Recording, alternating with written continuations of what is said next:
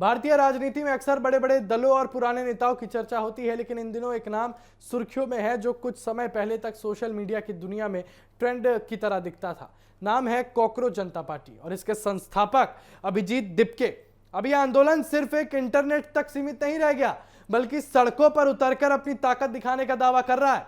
दिल्ली के जंतर मंतर पर हाल ही में हुए प्रदर्शन के बाद अभिजीत दिपके ने साफ कर दिया कि उनका आंदोलन अभी खत्म नहीं हुआ है। उनका कहना है कि यह सिर्फ शुरुआत है और आने वाले दिनों में यह अभियान देश के अलग अलग हिस्सों तक पहुंच सकता है। दरअसल कॉकरोच जनता पार्टी की शुरुआत युवाओं के बीच शिक्षा व्यवस्था, भर्ती परीक्षा और रोजगार से जुड़े मुद्दे को लेकर हुई थी।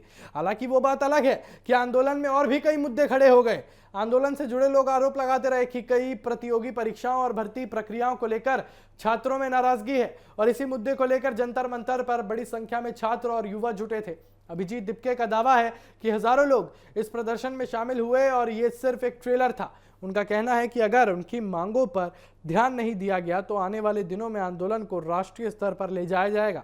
उन्होंने ये भी कहा कि देश भर में नए कार्यक्रम और विरोध प्रदर्शन आयोजित किए जा सकते हैं। और दिलचस्प बात तो चलिए ये है कि इस आंदोलन से जुड़े कई लोग पहली बार किसी सार्वजनिक प्रदर्शन का हिस्सा बने।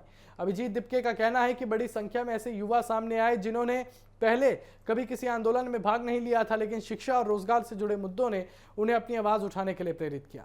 इस पूरे घटनाक्रम ने यह भी दिखा दिया कि आज के दौर में सोशल मीडिया से शुरू हुआ कोई भी अभियान तेजी से जमीन पर आंदोलन का रूप ले सकता है। और कुछ लोग इसे युवाओं की नाराजगी की आवाज बता रहे हैं तो कुछ लोग इसे एक नए राजनीतिक प्रयोग के तौर पर देख रहे हैं। फिलहाल अभिजीत दिपके और उनकी टीम अगले कदम की तैयारी में जुटी हुई है और उनका कहना है कि आने वाले दिनों में आंदोलन की नई रणनीति सामने रखी जाएगी और ज्यादा से ज्यादा युवाओं को जोड़ा जाएगा। अब सबसे बड़ा सवाल यही है कि क्या यह आंदोलन सिर्फ कुछ दिन की चर्चा बनकर रह जाएगा या फिर वास्तव में देश भर में एक बड़े युवा अभियान का रूप ले लेगा। ये जवाब भविष्य के पास है, लेकिन इतना तय है कि अभिजीत दिपके ने संदेश साफ दिया है कि यह लड़ाई अभी खत्म नहीं हुई है, ये तो सिर्फ शुरुआत है।